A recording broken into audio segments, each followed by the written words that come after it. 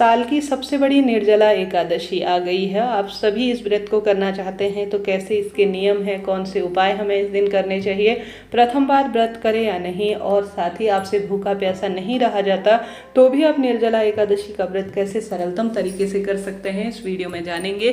पूरी जानकारी के लिए अंत तक वीडियो में बने रहिए। जैसे कि आप सभी जानते होंगे, यह एकादशी सबसे बड़ी एकादशी है। 24 एकादशियाँ साल भर में आती हैं, बढ़कर यह अगर जो है अधिक मास होता है तो 26 हो जाती है। कहा जाता है जब आप साल भर की एकादशियों का व्रत नहीं कर पाते हैं तो मात्र आप निर्जला एकादशी का व्रत कर लेते हैं तो संपूर्ण सुख आपको 24 एकादशियों का परिपूर्ण फल प्राप्त हो जाता है।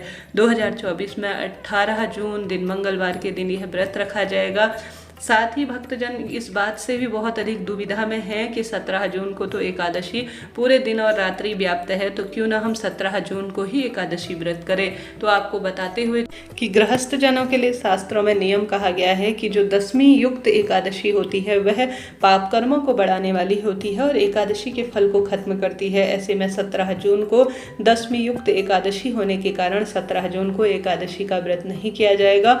साफ स्वच्छ जिसे संपूर्ण एकादशी कहा जाता है वह 18 जून को उदया तिथि के हिसाब से हो रही है, तो 18 जून को ही हम सभी इस व्रत को धारण करेंगे। 18 जून को व्रत करने के बाद आप सभी को व्रत का पारण अर्थात व्रत का जो है खोलने की प्रक्रिया कब करनी है, ध्यान से सुने। जैसे कि एकादशी व्रत के नियम दशमी से ही शुरू हो जाते हैं। दशमी से व्रत करते हुए आप सभी एकादशी के जो दशमी तिथि होती है उस दिन जो है बिल्कुल सात्विक भोजन किया जाता है। उसके पश्चात एकादशी को व्रत का संकल्प लिया जाता है और द्वादशी की सुबह जो है व्रत को खोला जाता है, तभी आपका व्रत परिपूर्ण होता है। तो आप सभी को निर्जला एकादशी का व्रत 19 जून बुधवार सुबह 5:24 से 7:28 के आसपास पारण अर्थात खोल लेना चाहिए। इस तरह से 18 जून को आप व्रत करें और 19 जून को अपना व्रत खोल लीजिएगा।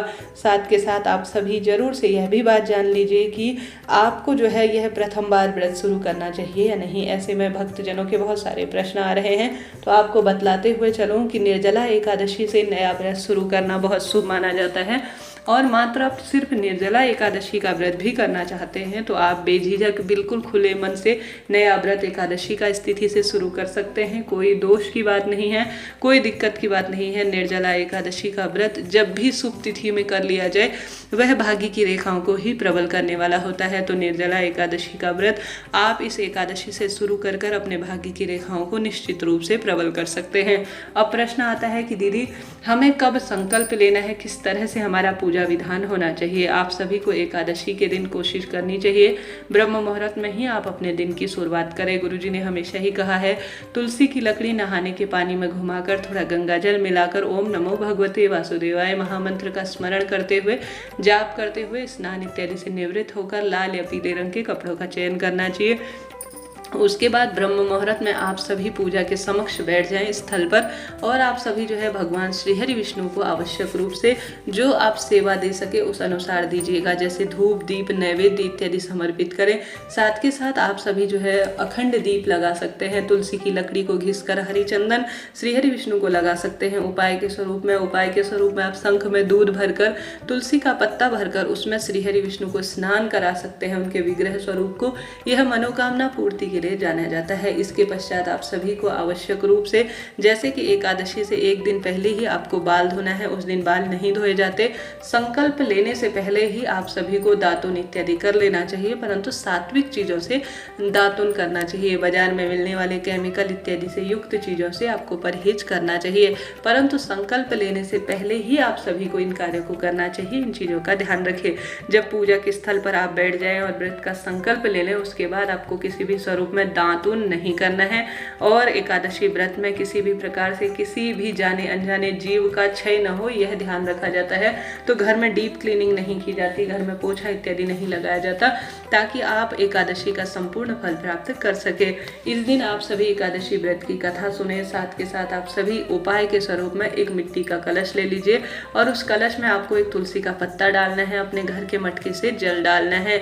जल डालने के बाद आप सभी उस तुलसी को जो है ध्यान रहे एक दिन पहले ही आप सभी तोड़ कर रख लें। एकादशी तिथि शुरू होने से जो है तुलसी नहीं तोड़ी जाती है और तुलसी कभी बासी भी नहीं होती। इस बात का भी आप ध्यान रखते हुए तुलसी का पत्ता उस घड़े के अंदर डालकर अपने मटके में जो आप मिट्टी का पात्र ले हैं उसमें जल भरिए और भगवान जी के समक्ष उसमें रखें और साथ ही उसमें एक स्वास्तिक बनाए हल्दी या कुमकुम का। उसके पश्चात आप सभी उसके मुख पर आवश्यक रूप से एक मौली बांध दीजिए। मौली बांधने के सब बाद आप उस घड़े के ऊपर एक कटोरी में चीनी भरकर रख सकते हैं या कुछ मीठा दान के लिए रख सकते हैं।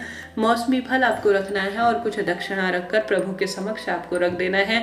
तत्पश्चात थोड़ा समय बीत जाने के बाद भगवान जी उसे ग्रहण कर चुके हैं और यह उपाय के रूप में हो चुका है। अब आप सभी को इसे ले जाकर पंडित ब्राह्मण जी जो योग्य पंडित है, वेदाचार करते हो, उचित एकादशी का व्रत करते हो, उन्हें इसे दान में आप दे दीजिए। कहा जाता है साल भर में इस महीने जो यह एकादशी है, अगर इसमें भरे हुए जल का पात्र जो दान कर देता है घड़े का, उसके भाग्य की रेखाएं प्रबल हो जाती हैं और उसके पितृ भी इसका सुख प्राप्त करते हैं। रोग दोष कष्ट संकट पीड़ा से स्वतः ही मुक्ति मिल जाती है।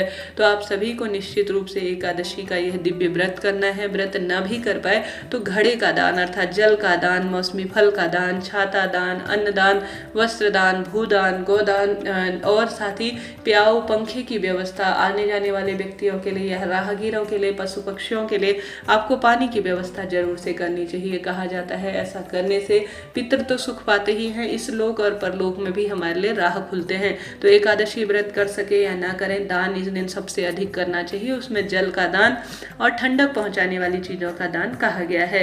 तो भगवान जी की पूजा आराधना करने के बाद आप सभी को तुलसी माता के समक्ष दीपक लगाना चाहिए, परंतु तुलसी में जल नहीं चढ़ाया जाता क्योंकि माँ तुलसी स्वयं व्रत करती है।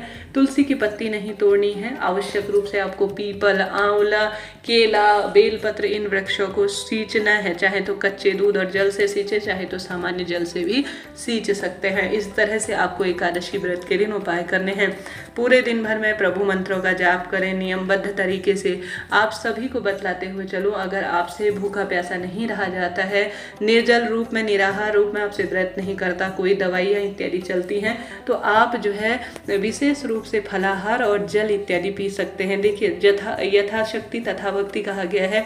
जैसा शरीर साथ दे उसी के अनुसार आपको अपनी भक्ति को प्रबल करना चाहिए।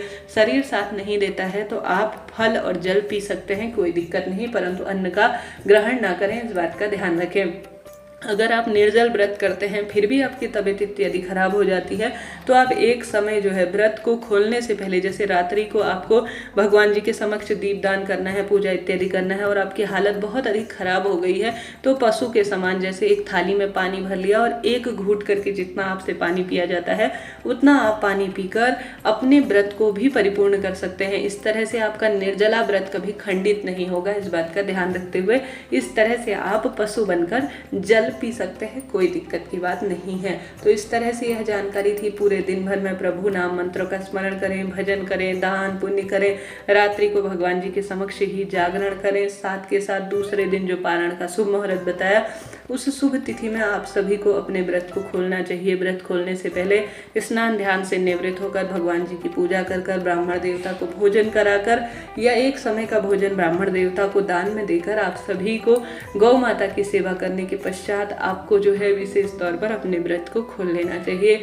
व्रत खोलने से पहले प्रभु से भूल चूक के लिए क्षमा प्रार्थी हो और उनका धन्यवाद करें कि उन्होंने आपको प्रभु भक्ति के लिए चुना। नहीं तो निर्जल निराहार व्रत रखना कोई सामान्य बात नहीं है, यह एक तप है इस कठोर भीषण गर्मी में। तो इस दिन का खूब लाभ उठाएं, जितना संभव भगवान की भक्ति में अपना समय व्यतीत करें।